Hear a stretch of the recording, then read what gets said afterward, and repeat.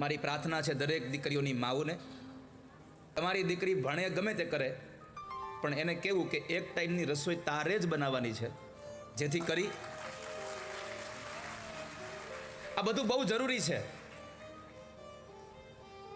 ગમે તેટલા પૈસા હોય પણ ઘરની સ્ત્રી રસોઈ બનાવતી હશે અને અન્ય લોકો રસોઈ બનાવતા હશે, આમાં ફેર એટલો હશે. મહારાજ દશરથના પત્ની કૌશલ્યાજી આટલી મોટી સાહેબી હતી, આટલા નોકર ચાકરો કામ કરતા હતા, છતાં પણ પોતાના પરિવારની રસોઈ પોતે હાથે બનાવતા હતા. પૈસાથી કામ કરી રસોઈ બનાવે ને એનો ભાવ એવો હોય કે એક રોટલી ઓછી ખાય તો ઓછી વણવી, અને માં બનાવે ત્યારે એમ કે એવી હારી બનાવું મારો દીકરો એકના બદલે બે ખાવો જોઈએ. માટે દરેક સ્ત્રીઓને દિવસમાં એક વખત તો રસોઈ પોતાના હાથે બનાવી અને પોતાના પરિવારના લોકોને જમાડવી જોઈએ.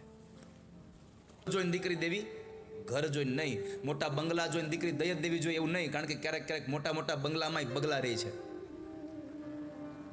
જે માછલાઓ ખાય છે, અને ક્યારેક નાના ઝૂંપડામાં હંસો રહેતા હોય છે. હંસ હારે દીકરીને પરણાવીને સુખી જોવી હોય તો હંસ હારે પરણાવજો, બગલા હારે નહીં. સંપત્તિને બહુ મહત્વ ન આપશો, સંસ્કારોને મહત્વ આપજો. વ્યસન તો નથી કરતો ને? દીકરીઓમાં બેમાં એક એક વસ્તુ કહું હું જોઉં. યુવાન દીકરીઓને મારી પ્રાર્થના છે, મૃત્યુ જોવા આવે ત્યારે પહેલાં જોવા આવ્યા પહેલાં પૂછી લેવું કે એ કાંઈ પાન બીડી મસાલો પડીક્યું ખાય છે, અને આપણને સમાચાર મળે કે હાઈ ખાલી પેલી પડીકી ખાય છે, તો પહેલેથી કહી દઉં કે એને કહેજો જોવા ન આવે.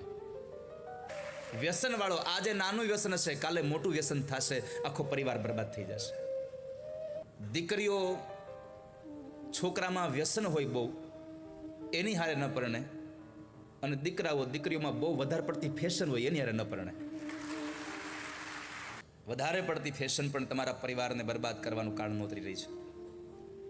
આપણે સમયની સાથે ચાલીએ ને તો વાંધો નથી, પણ ઘણા ઘણા લોકો સમયની આગળ નીકળી જાય છે.